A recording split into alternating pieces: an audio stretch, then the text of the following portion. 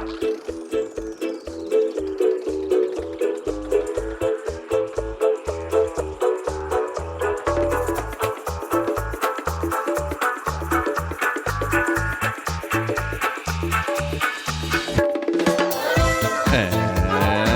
we're back. Hey, Benji. Hi, Avi. How are you? I'm great. How are you? Thank God. Doing good. It's Saturday night. It's Saturday night. That's a different show, I think. Welcome, everybody, to Chopped Liver on the Beach. This is not Saturday Night Live. No, But it is Saturday night. It's Saturday night, and I ain't got nobody. But Nasrallah died. He didn't just die. You make it sound like he died of natural causes. Old age. No. He bit the bullet. And you know what? Couldn't be happier. I never liked the guy. Yeah. We never liked him. By the way, this is my hope. I hope that when the bomb rained down on him, or many bombs, he had a second where he realized what was going on. Yeah, me too. Like, it would be bad if it was just, gone. This was an assassination that was successful, but like we weren't sure for a few hours, like over Shabbat. Some other people got the news. It was like the World Series in Shul. Like somehow the news was getting in. Very much so. Yes. The score was getting in. And this one, though, it wasn't like targeting a car or something like that. Like this one, I think even if he had somehow survived, it was such a big swing that Sahal took that he would have been ruined anyway. In other words, it was... but I'm happy that it did work and that he's gone. You're saying even if he had survived? Yeah, even if he had survived, it wasn't like he would have like gotten away from like a clever... This was a massive amount of ordnance. I think I read somewhere like 83 tons of bombs. I don't know how accurate that is. Oh, you're saying he would have been injured? No, not that he would have been injured. That it still would have been okay had we missed, because it was clear that we were willing to really try to get him. I'm not sure I agree with you. But anyway, here's what I'm happy about. Because, by the way, your son, one of them, complained that a lot of times when you ask me how am I doing, I say, whatever. Mm-hmm. But I am very happy right now. You do your power of sometimes. And no one's going to bring me down because, like, one of my major concerns has been that we've lost our deterrence. Mm-hmm. And you feel it. Everybody can do whatever they want to us. If they're in Yemen, if they're in Iran, if they're in Iraq, it doesn't matter. Like Ecuador could start in with us and we'll be like, whatever, another one. Just more missiles, just, Spanish written on them. But now, these past 2-3 weeks, it's like boom, boom, boom. Nobody's messing with us. I don't know how this ends, but this has to be a positive development that we're just not going to take it anymore. Right. And those are two songs, by the way, you just said. I'm just, very musical tonight. It was boom, boom, boom, and then also we're not going to take it. Exactly. Wow. I'm in that kind of mood. It's such a nice feeling after feeling down about ourselves and the capabilities that we did not show on October 7th and the way that we were asleep at the wheel, that here there were plans ready to go. We didn't start with decapitating them. First, we took off their hands and their eyes, and then we decapitated them. And it has to, like, I've been asking a lot of people the question, like, are they barely firing at us now because they can't or because they're holding back? It seems like they pretty much can't. We basically took out a lot of their people, and then we took out, like, their Knesset, Lahavdil, and they don't know what they're doing. Right. Yeah, not their Knesset. Lahavdil. Yeah, no, like, right. We should, if they have a Knesset, we should leave it because that'll confuse them even more. Exactly. I hope that's true. We'll find out. I think there's still a long road ahead. Yes. We both think that. And, but yeah, thank God for the successes as they come. And I hope they keep coming. Don't bring me down. No, I'm not trying to bring you down. That's another song. Don't bring me down. Wow. Anyway, it is a good night to be Israeli. We'll see what tomorrow brings. So, Avi, who is our guest this week? Our guest this week is a man by the name of Rabia Melchem. Rabia is a Druze Israeli, and we've been wanting to interview a Druze person on the show for some time, and we got to Rabia through a previous guest of ours, Ohad Merlin, right? From the episode Who Are the People in Your Neighborhood? And the Druze are an extremely important community in our neighborhood in Israel. As I think even more so during the last year, during the war, we've become more exposed to them. They're an incredibly important part of Tzahal, of the IDF. Our sons are fighting shoulder to shoulder with Druze soldiers and Druze commanders who have been extremely successful. Rabia himself is in his 30s. You'll hear all about him. He's incredibly interesting, incredibly energetic, so positive. Yeah. the most positive person I've met. He made me want to move to Israel. Exactly. I haven't met anyone this positive in about a year. He's also just brilliant. And he after we recorded, you were there. But don't spill all the beans. No, this is after we recorded. I know. He basically told us about like 4 companies he wants to found. Exactly. And each one was a better idea than the next. And I would give him money over just about anyone else I know. Really interesting. And, there's sort of a secretive community in terms of stuff. And we get into that a little bit. I'm looking forward to hearing this again. Okay. So let's get into it with Rabia Melchem. Let's go. Hey, everybody. This week's episode of Chopped Liver on the Beach is brought to you by New York-based art services company Gittler & Benji, do you know Gittler & I know Avi Gittler, who is the founder, and he's probably the most interesting guy you'll ever talk to. I know you've spoken to him also. Yes. What life experience this guy has. I mean, we need to get him on the podcast, actually. Great idea. I know at some point he hitchhiked across Europe for like 2 years. Don't give away the future episode. Sleeping on people's couches. But what's interesting now about the guy is he's obsessed with art. And he's obsessed with finding up-and-coming artists and identifying them and then getting that art to the right people. And if I was going to buy some art, I'm being serious here, there's only one person I would call. Avi Gittler. That's Avi Gittler. And you can reach Avi Gittler and Gittler at gittlerand.com, GITLER&.com. It's kind of a visual thing. When you spell it out, it's Gittler and blank, but it's pronounced Gittler and. Okay. So it's gittlerand.com. And Avi Gittler is more than my art advisor, Benji. He is my art supplier, and he should be anyone's. He can advise both individuals and corporations on what art to buy. Yeah. And he gave me a gift. I mentioned it on the past 2 ads for Gittler & And today I'm going to do the big reveal. Okay. The portrait, the painting, the beautiful painting that Avi Gittler got for me and gave to me is of none other than your favorite comedian, Benji. Yeah. Norm Macdonald. Okay. I asked you never to mention him again, but this is sponsored, so I can't do much about it. This is art. By the way, I would go to Avi Gittler at Gittler & even if I didn't like art, just as an investment.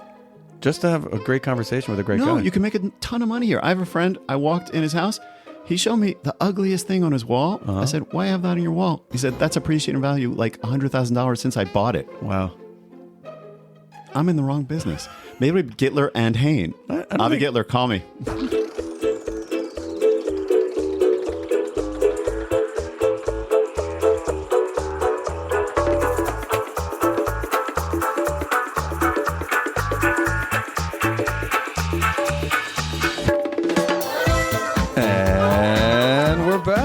Hey, Benji. Avi. How's it going, man? Going great. How are you? Good. Good. We're here in our podcast studio. Yep. With our special guest, Rabia Melchem. Yes. Rabia, welcome. Hi, welcome. Nice to be here. Nice to have you. Nice to have you. Rabia, tell us a little bit about yourself. Where are you from? Where were you born? Okay, so my name is Rabia Melchem. I was born and raised in Kfar Asif, a small village in the north, mainly Christians and Muslims, with a small Druze community, which I belong to. At age of 15 almost, I went to a boarding school along with my siblings. What school? A public school? Boarding school, which is Kseniam Akko. It's a naval boarding school. Okay, boarding school. Yeah, in Akko. Learned there for around 5 years. All your siblings went there also? 4 out of 5, yes. Okay. I have 2 older brothers and 2 younger sisters.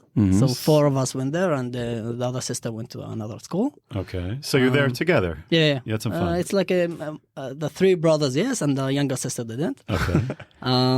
She didn't go or she didn't have fun? No, she was too young to have us in the same period. Okay. Yeah.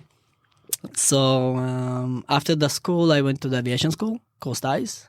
In the army. Yeah, the army. To become a pilot. Tried to, didn't make it, but went to Yalom, which is a special engineering unit. I was a battalion over there, and then after an injury, I went to the intelligence forces. Okay. Started in Yalom. After that, I was an intelligence officer, started my journey in the army, finished as a major. How long were you in the army for? Around 13, 14 years. Oh, wow. Yeah. Thank you for your service. Yeah. Sure. Today I'm the reserve duty, active duty, doing my best, trying to. And literally today you were spent exactly, the whole yeah. day. So especially today. It's hard to schedule this. Yeah. Exactly. Men of leisure like Benji and myself can record podcasts at any time, but that's because we have people like Rabia who are doing reserve duty and protecting us Thank till you. late at night. You're saving the podcast. I'm doing my sport part. I think that others doing much more than I do. Okay. Especially your two sons. So that's thank you for that. In the private life, I have one son and one daughter, fresh daughter, 1.5 month old. Wow. I'm married to Marlene. 1 second. How old? 1.5 months? 1.5 months. Oh, wow. And 3.5 years old. Now I know why you wanted to come and record the podcast. Yeah, it's my free time. And then after, so I'm in the tech industry, in the high tech in Israel. Product manager of data and AI in Darrow, which is a legal tech company. Darrow, yeah. Okay. I think that's it, mainly. That's a lot. Yep. That is a lot. Yeah. How long have you been out of the army? Around 6-7 years. Okay. Now, you're a Druze. Yeah. It doesn't define you. That's not all you are. But that's interesting to us, in part because we know very little about it. Speak for yourself, Benji. So if I test you now, I'm going to prove you know very little. I know a little. You know very little. Right. Okay. So there's a long history. It's a complicated religion, right? Tell us a little about your family history as far as you know. So basically, you started saying that you are Druze. It doesn't totally define you. While today, in my late 30s, I really understand that basically, mainly, it will come to that. So most of the people that I will talk to will look at me at first as Druze, no matter what. It's similar like I will look at you as Jews, which is fair enough. This is how the mind built, based on communities, which is okay. So it's fine for me for the fresh people that I just knew, will think about it as a Druze, as the first main thing that came in their head. When will someone, you don't look different, you look Israeli to me. I wouldn't necessarily know that you're not Jewish or that you're Druze or from any other community. I think that both of you could pass as Druze. Thank you. When I used to go to Turkey, they used to think that I was from Turkey. But I think they just say that to all the tourists to make them feel comfortable and then get you to buy a carpet. Do you feel like people, right when they look at you, they already start to treat you differently? No, I think basically when you say your name, Rabia, it's Rabia, like it comes out. Or you need to explain what is Rabia. Oh, no, are you with us or not with us? It's a common question in Israel, which is okay. We need to split. So I fell into the stereotype. I appreciate it. Exactly, which is okay, which is fine. It's normal. If you pronounce it slightly differently, because your last name is Melchem, which could sound like Yiddish. Actually, so if you pronounce like Rabia, like Rabbi, you could be Rabbi Melchem. Yeah, exactly. It could be good. Yeah, so people try to call me Rabbi. So actually my friend, Haredi one, she's a close friend, called me sometimes Rabbi. So Rabbi. That's nice.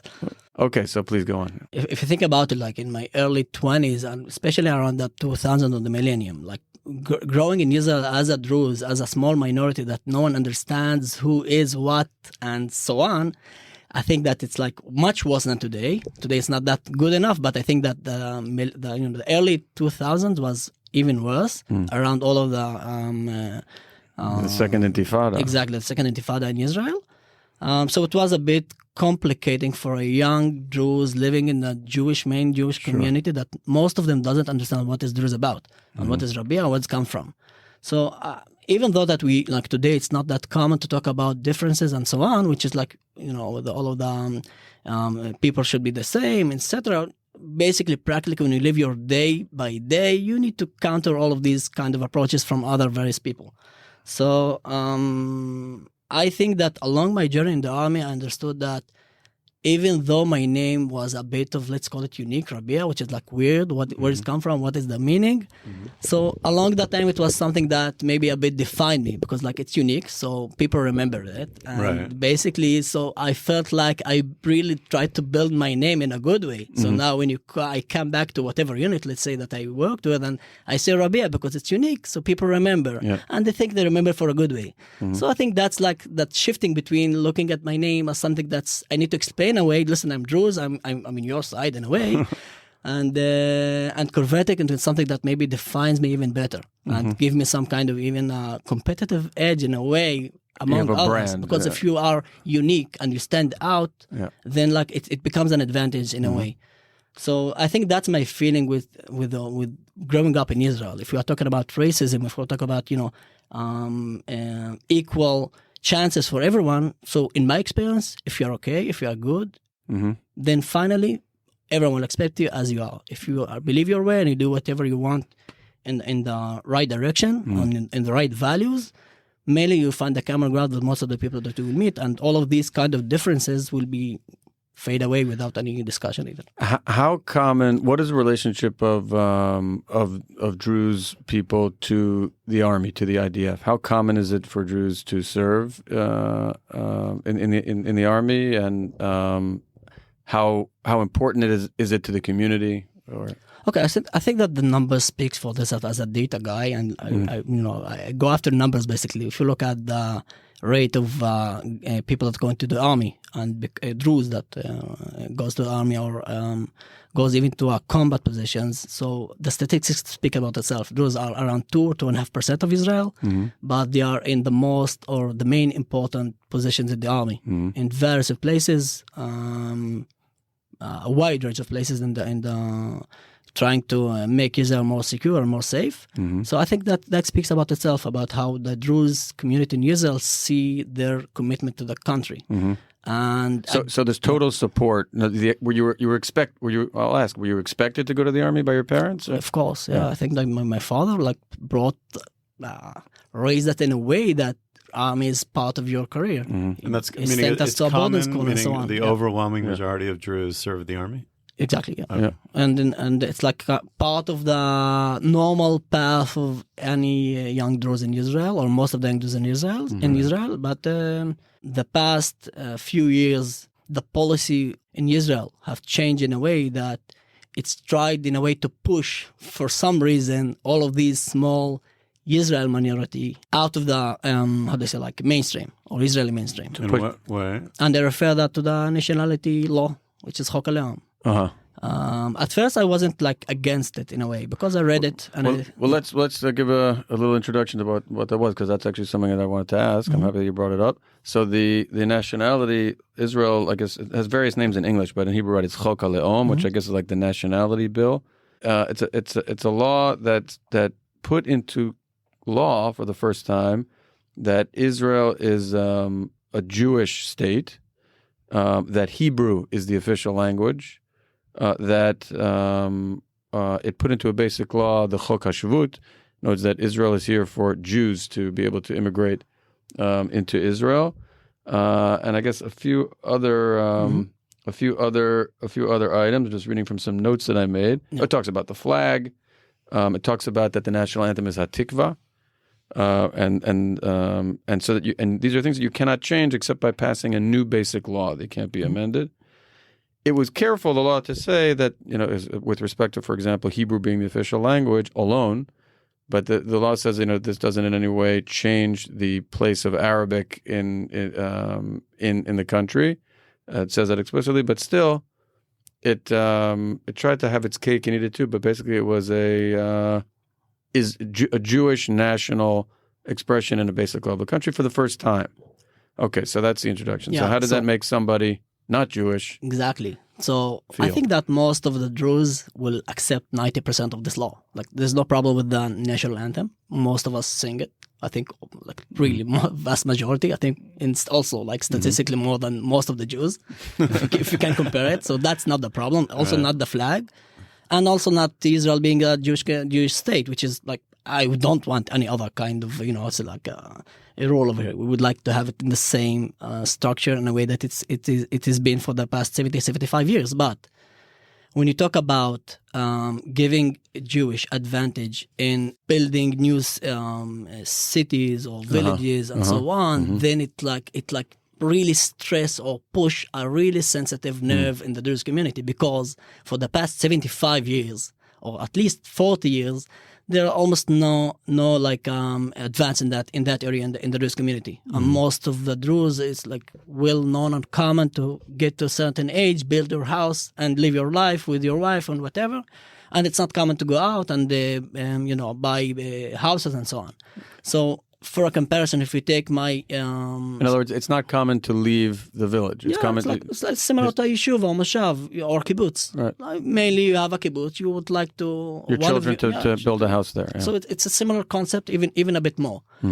And I think that this was the nerve that was really touched up. Because I think if Chok HaLe'am went out, not in a really like comfortable ground of, let's call it bad policy, around other minorities in the north with regards to facilitate the villages and the growth of the villages, the growth of the geographically, villages, etc. What's called like تخنيات متعاون expansion. in Hebrew, expansion programs.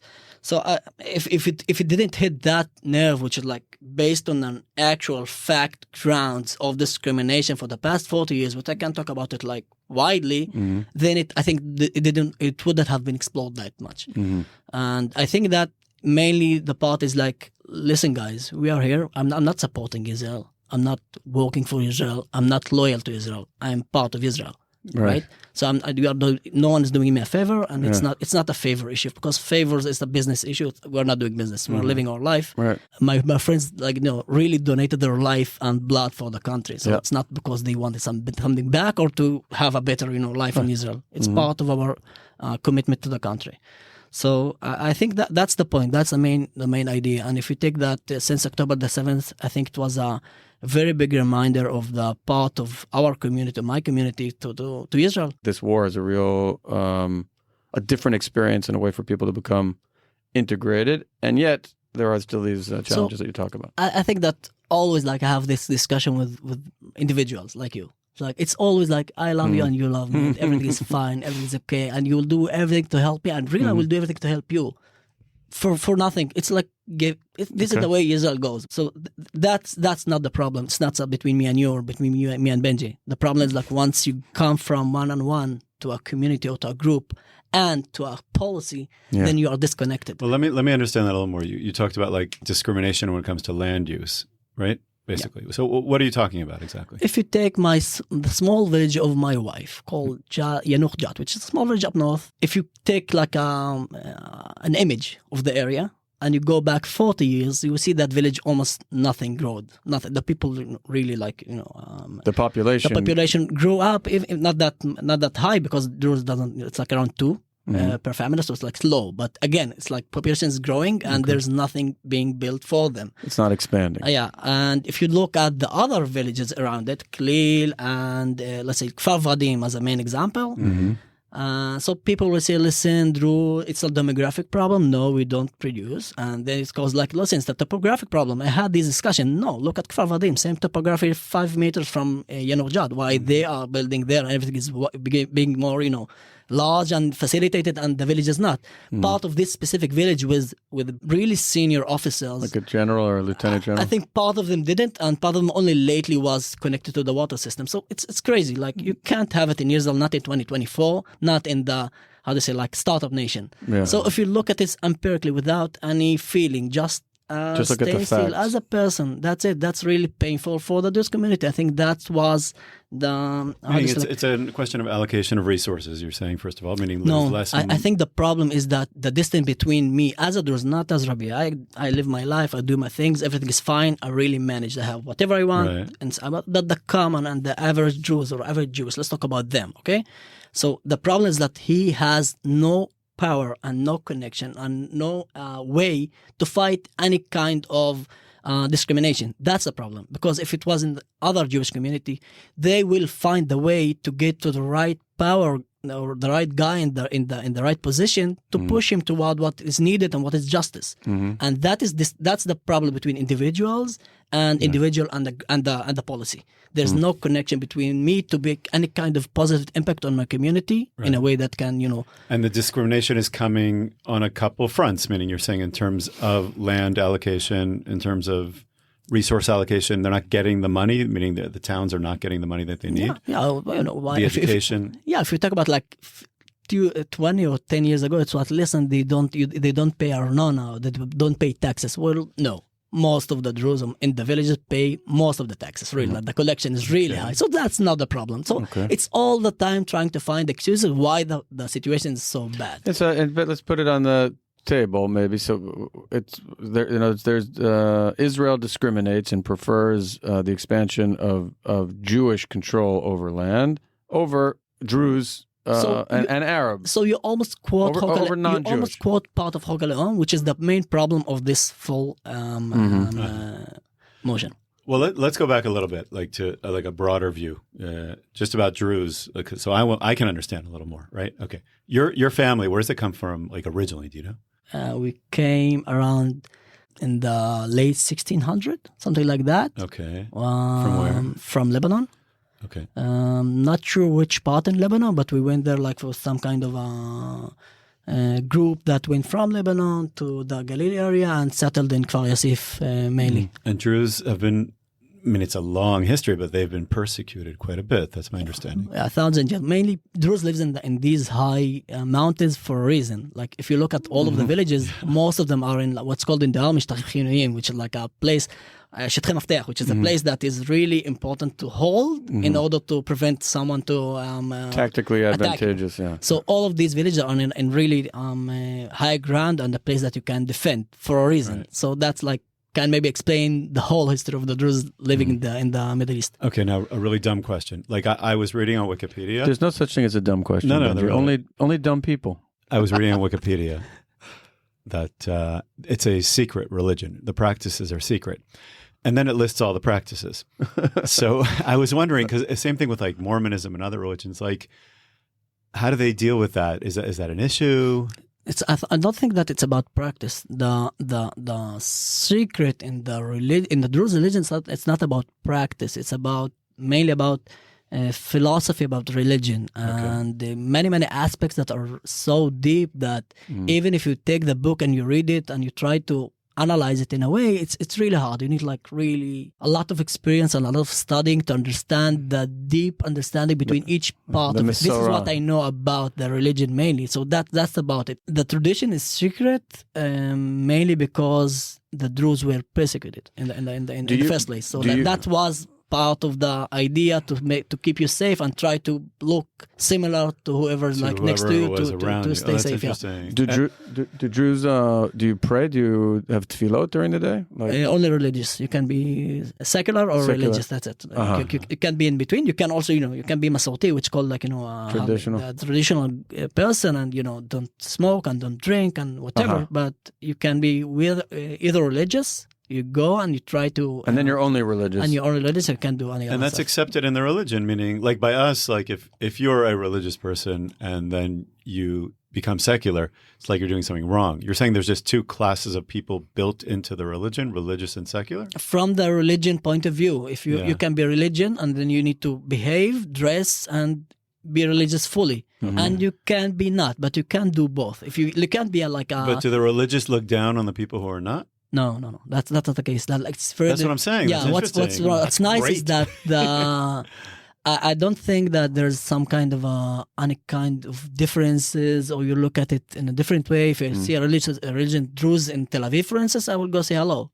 So it's not. What I'm saying, like if you are a secular Druze, would a religious person think that you should feel bad about that? No, I don't think so. No, they would love to, you to become religious as a common religious guy would like everyone to be like, in the right path, let's call it. But it's more acceptable. Yeah, there's no kind of antagonism. And was it always like that, meaning hundreds of years ago too, or then everyone was religious? I think no.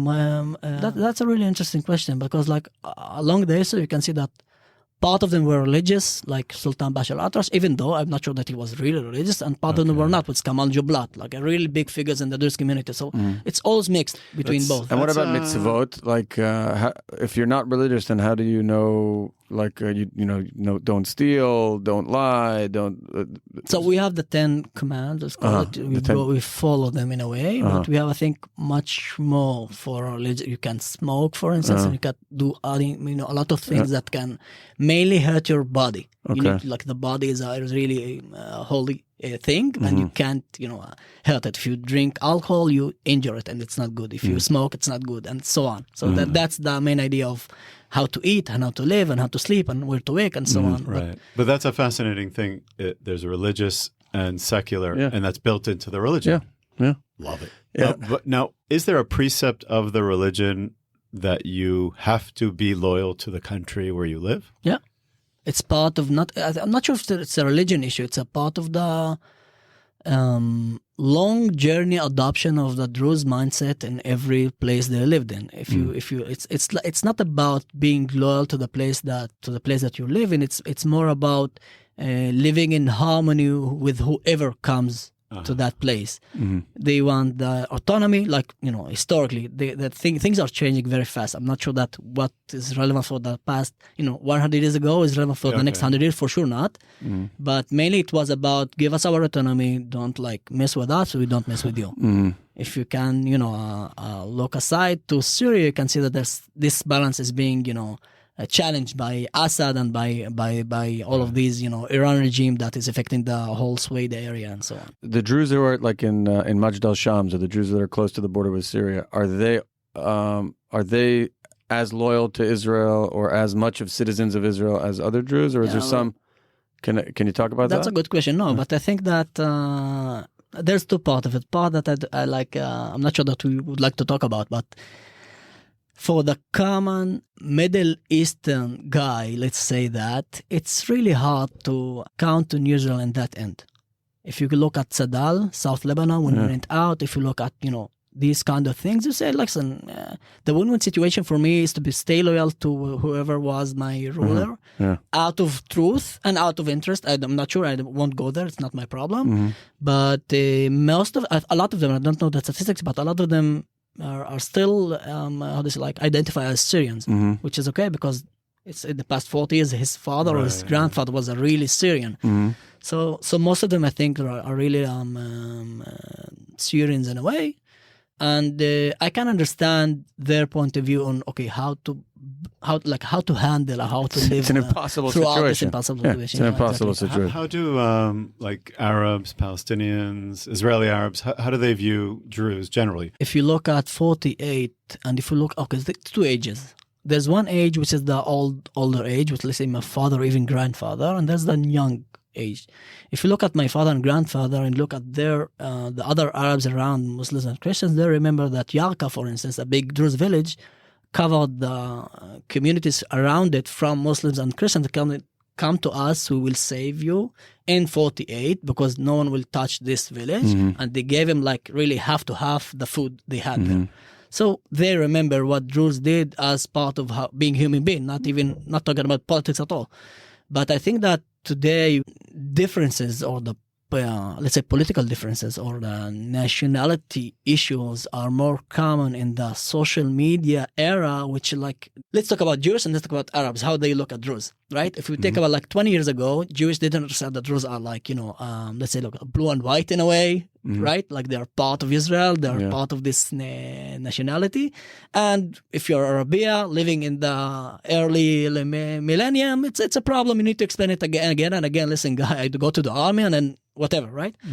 And today, more Jews or more Israelis understand what is Druze about and what is that community, because everyone is literally accessible to the media, and it's same for the Christians and the Muslim community or the Arabs in Israel, which they mainly identify as Palestinians. They are not Zionists like we are, and I'm not generalizing because I don't know the statistics. So let's say mainly speaking, from my experience, and now they understand that Druze are really committed and really have really strong and important positions in the army and so on. So they really understand where their position, where their nationality is. So it's in that area, but it's not a daily today problem. But take the last year, for instance, there are some small incidents between Druze and other Arab communities around the warfare that we are having around the area, because each have different political approaches. Would you feel comfortable just walking into an Arab village, spending time there? Comfortable or what? Safe. Comfortable, safe. Yeah. Yeah, sure. Yeah, of course. I would not. Okay. And I'm not sure that you shouldn't, because I really 95% of the Israeli Arabs want to live in peace, want to have their food on the plate and so on. Most of them, and there's always the 4, 5, 10% that is loud, and the 90% is silent, and that's a problem. Last religion question, theology class here. Is it true that you're not allowed to convert into the religion? There is no option. You can't become Druze. I think that's, in a way, I really came to that understanding lately, which maybe that's why the religion is very peaceful. We are here, we live our life, don't like hurt us. We won't hurt you. We're not planning to convert anybody. We're living our life and just leave us alone, in a way, like, historically. So Interesting. Right. An important prophet to the Druze is Yitro, Jethro. That's correct? yeah, exactly. So I think that the main difference between Jewish and Druze is like, for us, Yitro is your Moses. Right. That's the main difference. And for us, he was very close with Moses. Yeah, it's like we both believe in both of them, but for you, Moses is kind of a senior to Yitro because he's the one that carried the message. And for the Druze community, as far as I know, I'm not religious. I don't have any kind of degree in that part, but that's me saying what I know. You can check me. I'm not sure if I'm 100% right, but for us, like Yitro, he's like the real. The guy that the more important carried the real message, and he like guided him throughout the process and so on. So for us in the Bible, he's a very interesting character, and he is so much so that Chazal, right, the people for our English speakers, the people who the rabbis who interpreted the Torah, gave him 4 names. Right, there's 4 different names used for him. So they wanted him to be in even more places in the Torah. And he's very often mentioned in distinction, in contradistinction, in juxtaposition to Amalek. Whenever Amalek appears, Yitro appears as the other side of it, maybe. Like, in other words, Amalek is the worst, and Yitro maybe is the best way to behave. And it's an interesting thing. It happens in the Torah, and it happens in the Navi as well. Yeah. We can look into it. Maybe we could do an episode on that, Benji. What was the question? That's interesting. When Amalek appears, like the Yitro, let's say, the Keni halo rises more, right? That's right. So it's important, and it's very nice because in Israel, when there is a wartime, the Druze halo comes also like in a way more. And there's we need to help the Druze become, and we need to whatever. We need to have them on our podcast. That's interesting to see. It's still like repeating itself in a way. Okay, that is interesting. Is there a kinship that you feel, like a brotherhood that you feel among all Druze? Meaning, it like for Jews and Druze rhyme, by the way. But for Jews, like I could meet a Jew from Singapore, I could meet a Jew from Morocco, and there's some connection. I'm probably causing anti-Semitism now by saying no. Right? It's fine. I think it's okay because. But do you have that too? Like you meet a Syrian Jew? Yeah, that's very interesting because, like, if you talk about Mormon, let's say, right? That's the right word for Mormon, it? Mormon, right? If Mormon meets a Mormon in the other part of the earth, will they say hello to each other? I think I don't know, but I think Mormons are unique. They're really friendly. Or maybe Baha'is, or maybe whatever. Yeah. So it's a common ground for any kind of minority living in wherever. It's normal. So why it's risking anti-Semitism when it's talking about Jews? It's like really annoying me. No, wait, just go ahead. Because it really annoys me when a Jew needs to say sorry for him being a Jew. That's what you have done, I think, in a way, or the idea of it, not you. But why should say, like, if I see another Jew around the world, it's like a bad thing to. I'll tell you why. I think everyone should go that way. I'll explain myself. Not that it's my podcast here, but meaning I'm very proud of that, really proud of it. But there are so many conspiracy theories about the fact that we don't really have loyalty to our countries. We're only loyal to each other. We're controlling the world through these webs of relationships. So me as a Druze in Israel, I'm not loyal to Israel because I'm a Druze and there's Syrians Druze over there? That was my question. That was what I was getting to, meaning because you have so many Druze on the other side of the border among our enemies. Now, Jews have faced this also many times, meaning when the French fought against the Germans, or when the Germans fought against the Russians, like they're Jews fighting Jews, and it was a problem. Yeah. But like, do you feel that kinship with people on the other side, meaning among the enemy? I think that if you look at the first Lebanon, it was an advantage for Israel to having the ability to speak to the communities over there. So I think that's like. So practically speaking, it's a good thing. Yeah. Because you can minor injuries and damage to whatever part because you have the same voice to talk to. So you do feel that kinship, that of course, It's. I think like every Druze feels it for sure. Some more and some less, but it's there. It's normal. I think it's okay. It's only even welcomed, and so. I think it's common for any minority. It's not about being Jewish or Druze or whatever. It's normal. I won't apologize for it anymore. Okay, yeah. You should be proud of your friendliness. You're a friendly guy, Benji. I'm very friendly. And if you look at the Jewish in my perspective, I think it's sometimes hard to see me as a Druze. For me, as it's hard for you to see yourself as a Jewish, right? Because like you live it, it's you. Mm-hmm. You will never understand my perspective about you because I'm a Druze and you're Well, a let's Jewish. hear your perspective about us. I'm interested. So in I think if you look at it again, mathematically, scoring board, and you have it along the history, you can see that a lot of more of the important progress in the world becoming us having this facility, living in this, advanced world.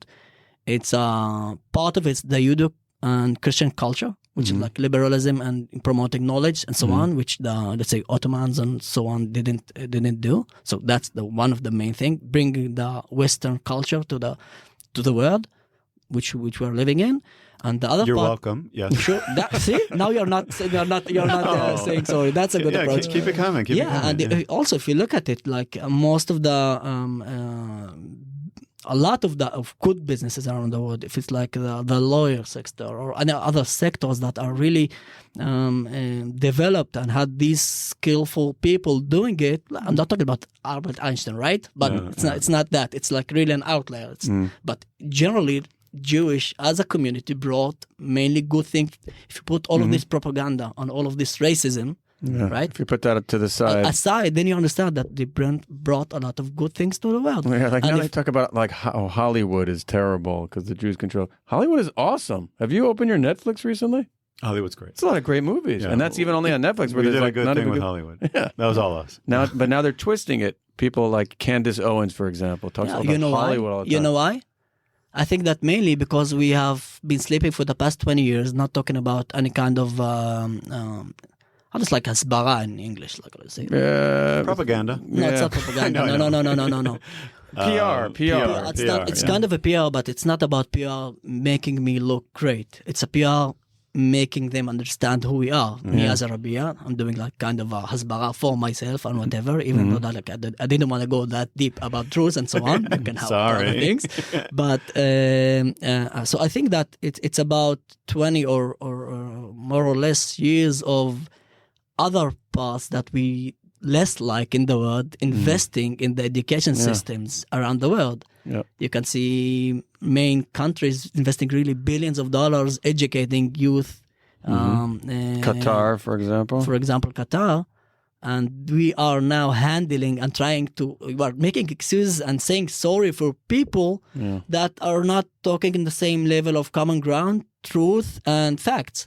So why should I say sorry for a person that is, let's say, less, I don't want to say educated, but he's less knowful or less, how to say, like savvy about whatever's going on. Or on. less worldly or less aware of the truth, So that's why I like, following Bennett in his interviews, because he's not saying excuses, he's not saying sorry. I didn't vote for Bennett. Okay. I think that he needs to be in the politics without going to that discussion, but I think that he's a really like, he does it good. He doesn't say sorry for him being a Jew, and he says the facts as they should have been. Right. Okay, I'm with you. So, Rabia, so we spoke about the history of the Druze and the religion of the Druze as a community. But tell us maybe more about your own personal journey, which you started with. So you left your village, is that common? Is that uncommon? Today it's okay. When I did that, it was like a bit less common, but it was already common to go out and seek your career and so on. And I think that today it's more and more. But I think it was clear for me that I would like to to explore more places and living in a place where I can blend in, dealing with things that interest me with what was in the army or were now in the high tech industry. So like I want to go out and meet my friends from the, let's say, same background or let's say like career background of mine. So I didn't see myself living up north in a small village for that long. So yeah, I got married. We went around following my positions in the army. Finally in Ramat Gan, and I think it was a good decision. How do you like Ramat Gan? You like living there? Yeah, I think that Ramat Gan has a very strong educational system. That's the most important part.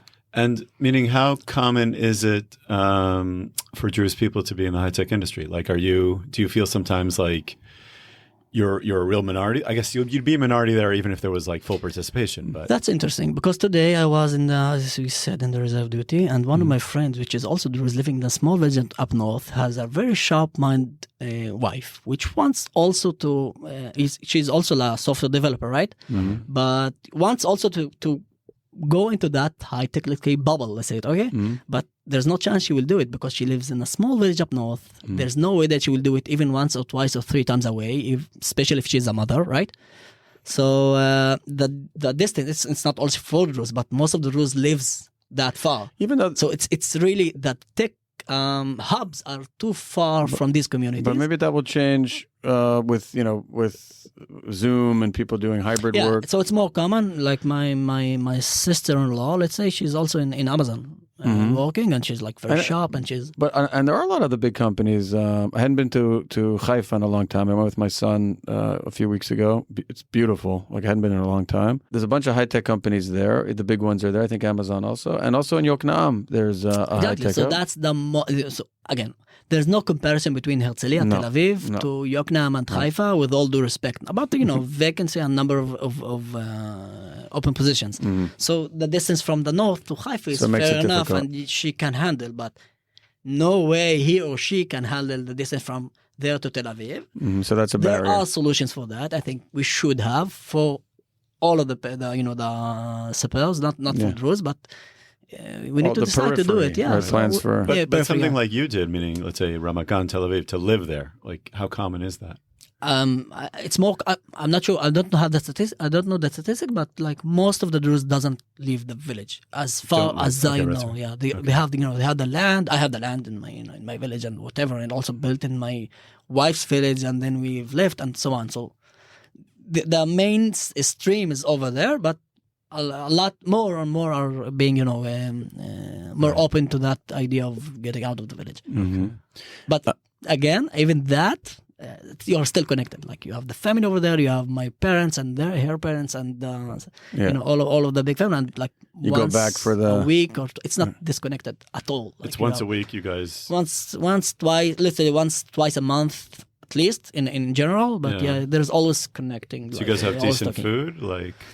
We have the best food, for sure. Really? Like, what are you eating over there? And there's kosher restaurants. Also. Yeah. But like, what are you eating over there? What do you got? All of the main Middle Eastern dishes, but a bit better because, it's a secret. Yeah, secret sauces. The secret sauce. But Druze are kind of like yekim, like they you can trust a kosher restaurant in a Jewish village, I think, more than some Jewish kosher restaurants. When the rules are followed. Actually, my previous company, I took my, the employees to my sister's. She had like razors, and then she had what? How this like ATVs. ATVs, thank you. Okay. So she had an ATV business, and then I took my company over there. Then we went to a breakfast in Julius, which is a kosher breakfast with mehadran and so on. Yeah, right. And then we went to another trip in the village, and then another food, which was also kosher. And it's like 2 years or 3 years ago, and until today they'll still remind me, when are we going back there? So the food is good. I've also heard. I've never done it, but I've heard on this podcast, maybe you'll take us. Sure. I would like to do the ATVs and then the kosher breakfast. Yeah, some guests on the podcast, I'm just saying, we got from the French person that we had on, we got some French pastries. The diamond guys gave us diamonds. No, I'm just kidding. Oh, he did. I didn't get a diamond. I did buy a diamond from it, actually. My son got engaged. Mazel tov, Benji. You knew that. I knew that, but I want to make it for the podcast doesn't know it yet. and tell us about the diamond. I can't go into that. It's a separate thing. All right. Okay, so when you're navigating the world of tech, you're perceived as just like meaning when you meet like outside people, you're Israeli. Like that's just what you are. Of course, yeah. So I think, again, if I meet a new guy, I'm sure that he will look at me as Rabia, as a Druze. And then he will start to know me better. Part of them will understand better what is Rabia, and part of it will split the difference between Druze and not and whatever. Right. But mainly it will come to that in a way, which is normal again.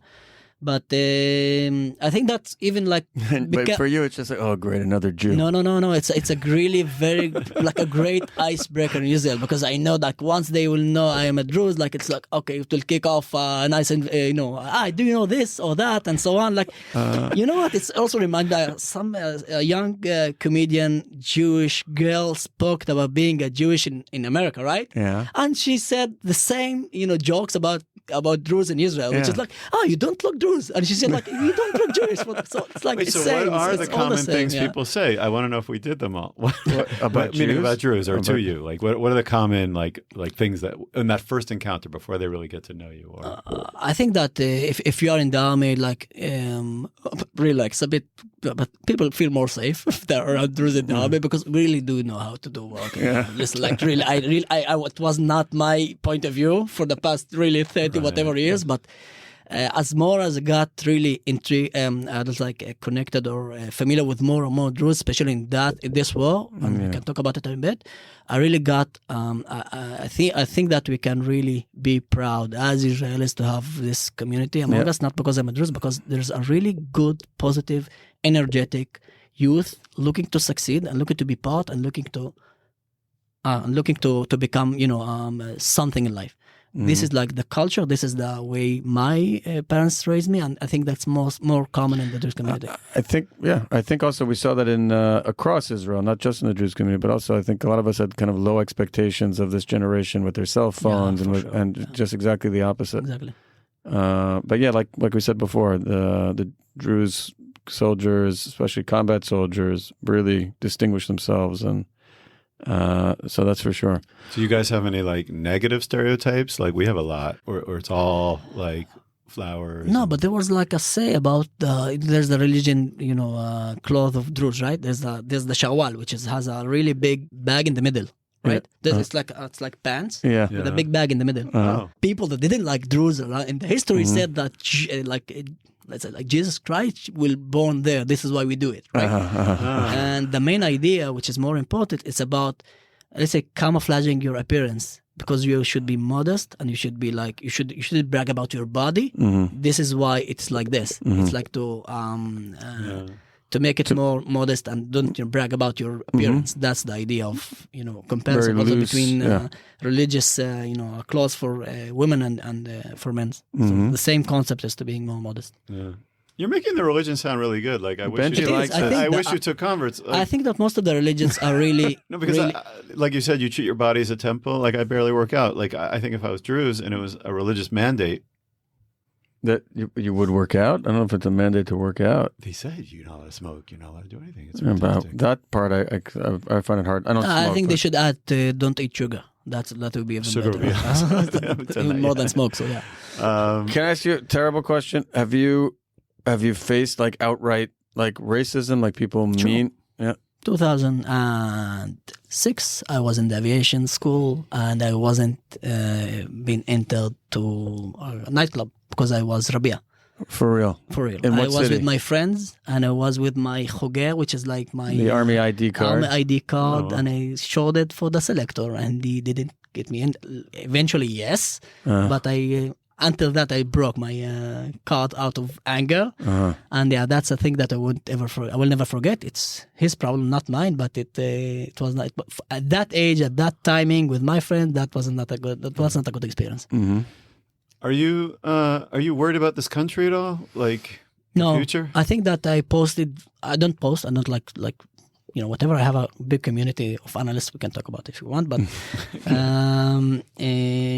I really posted one post about the first few days in the war. We went to the Miluim, to the reserve duty, and after I think 2 months or whatever, we went back home, and we went to eat in a burger place, right? Me and my friend Yuval, really sharp guy. You should have a meeting with him. Okay. And we ate whatever and however we ate and so on, and we tried to pay. And of course, the chef didn't. They won't let you pay. Yeah, he didn't let us pay, and we understood that he donated almost 100 meals every week for whatever platoon that asked for, wherever it is, whenever it is kosher. And we went to buy whatever drinks and cigarettes in the markets and so on. Everyone just gave us whatever. So it's not about they being nice for me. It's about they feeling that they need to contribute. Yeah. Right.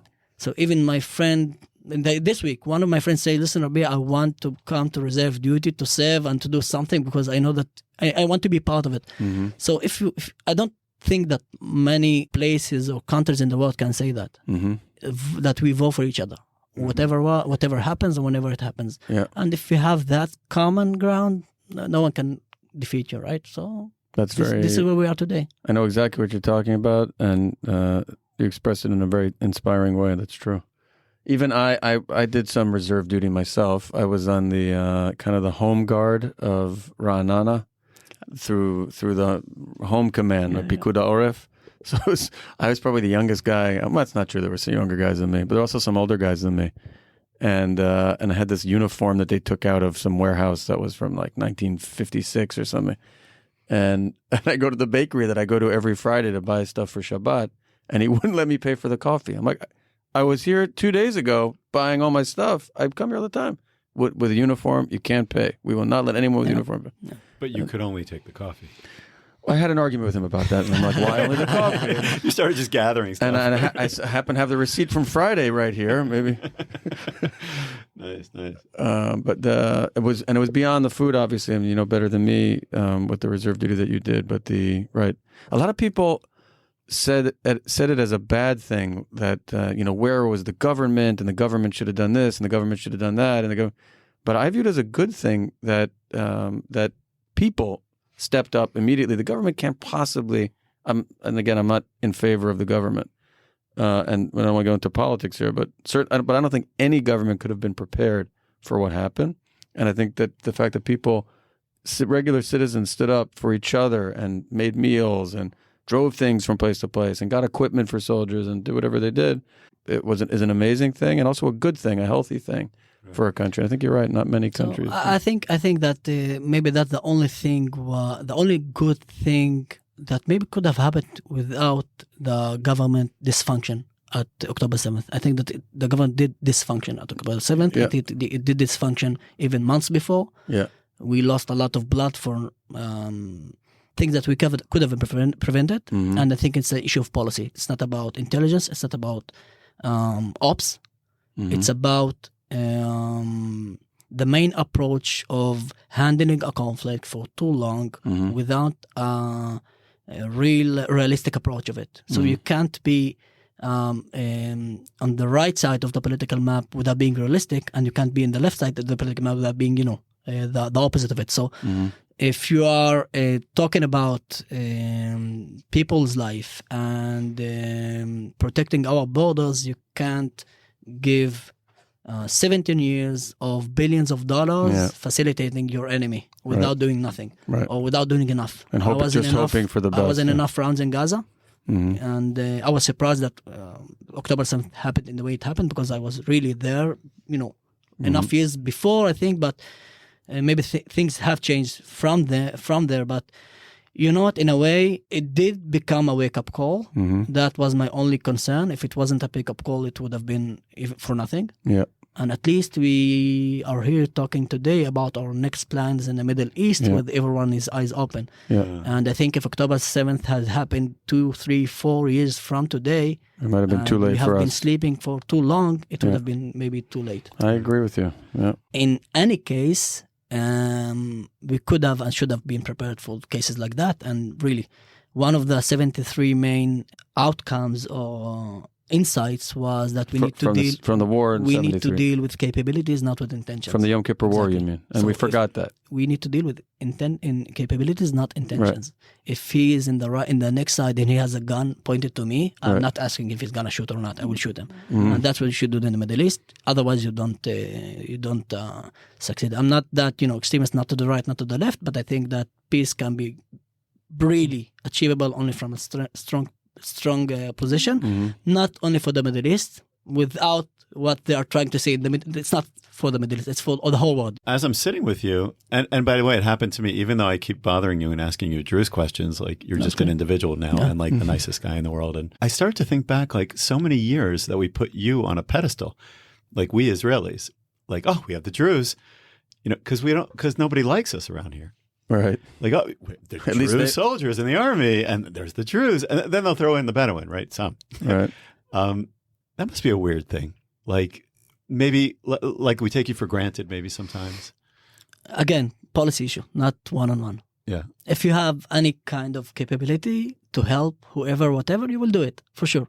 Try to, whatever, even like whatever it was, right?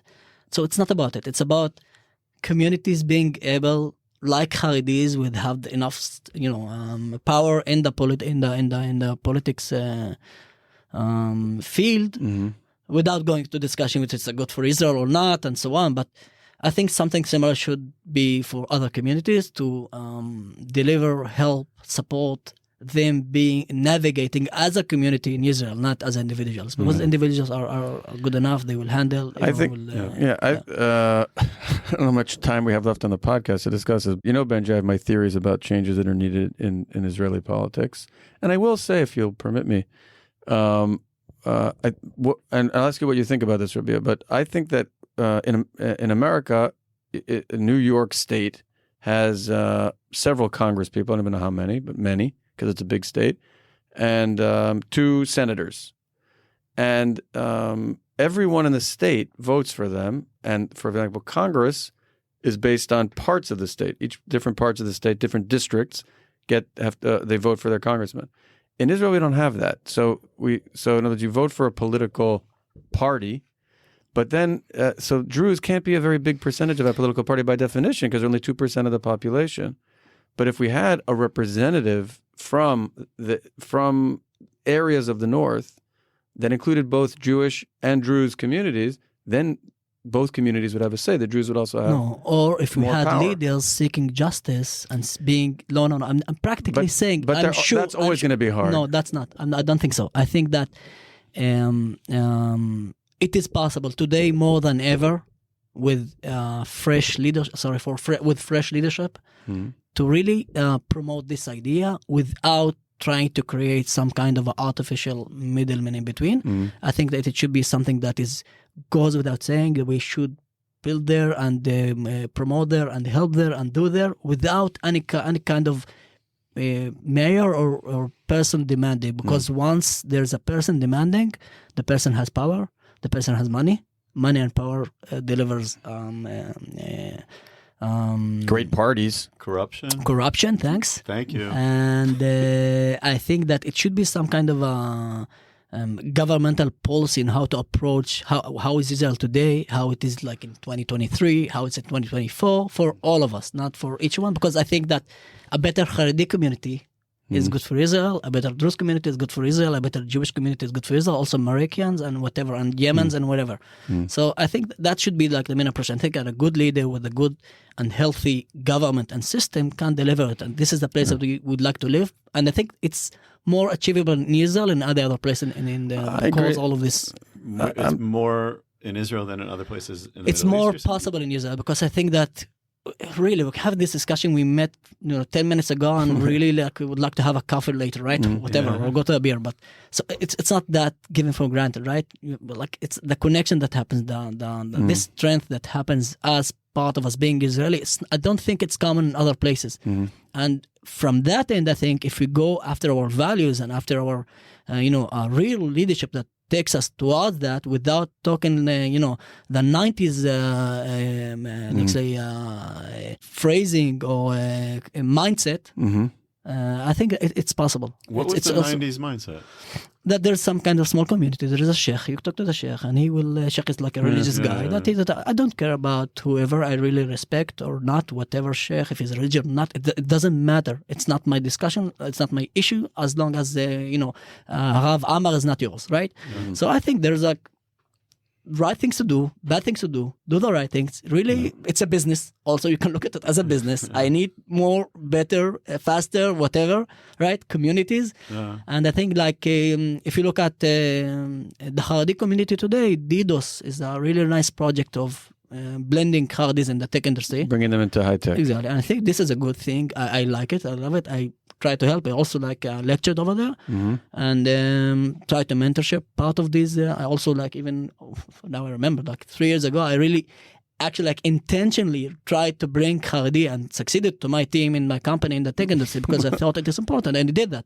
So we had like a female, secular, religious guy with a kippah and the Haredi, which was nice. It was a nice blend. I'm not a French guy, so I think that's Israel. That's what's about it. If I have a common ground talking with whoever, it must be from the educational system. It must be from that and building us toward being Israelis and a better person in this world.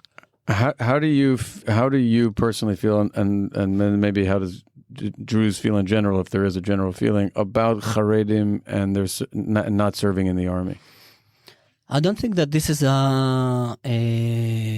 something that really covers the daily discussions at all. It's not in the mindset in general. But if you talk about it and break the discussion, it's really normal to say, listen, it's like it's Israel. There's Jews. There's other communities. There's whatever, and everyone should be like part of it. If you're not part of it, then what are you doing here? If we are living in Israel, this is the situation. We are in a place that we need to really live with our sword in our hand, and it's okay and it's fine, and we need to be strong. And in order to become strong, we need a better industry, better education, better army, better whatever, because everything is connected. And if you have a big part of community not contributing, it's not about what they are doing, it's about what they are not doing. They have the average income and the average tax paying and so on is harmful for the industry, is harmful for our for society, for the economy. Thanks. So from that end, really analytical approach, it's not good. So it's also not reasonable. It doesn't make any sense. Why a religious or Haredi person in the US can work and live his religious, and here not. Rabia, thank you. Thank you very much for coming on and for taking time out of your busy schedule, high tech and miluim and family. And thank you to your wife as well for letting you come. We very much appreciate it. It's great to meet you and to talk, and maybe we can talk again sometime. I think there's a lot to talk about. This is great. Thanks a lot. I learned a lot. Thank you.